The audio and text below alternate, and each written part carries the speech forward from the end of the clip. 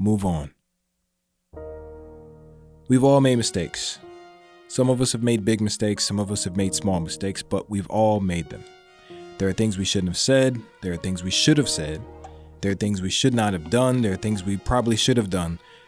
Perhaps our words or actions hurt somebody, perhaps our inaction caused us to miss out on something, whatever. Whatever's happened, it's normal to wish you had done something different. Holding on to regret is like carrying a heavy weight that slows down our progress. It's hard to steadily move forward if we're constantly looking backwards. I'm saying this from experience. I've made my fair share of mistakes and I've carried my fair share of regrets.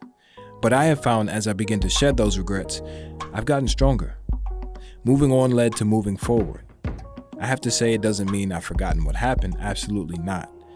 Remembering the events of the past have, of course, helped me to not repeat those mistakes.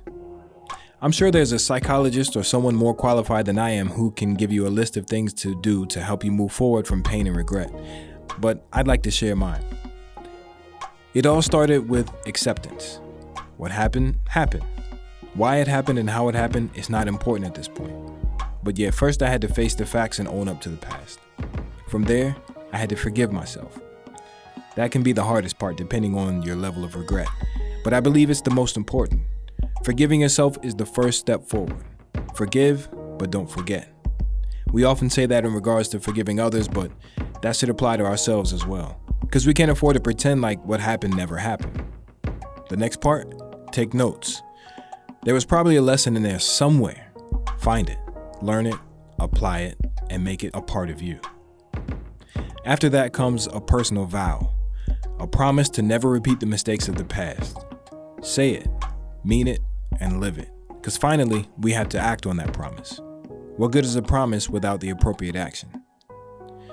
I guess you could call this my 5-step program for letting go of the things you wish you hadn't done. Your process may be a bit different from mine, and that's cool. If your process helps you to shed the past and return to the present, it's all good as long as you're able to truly forgive yourself and move on.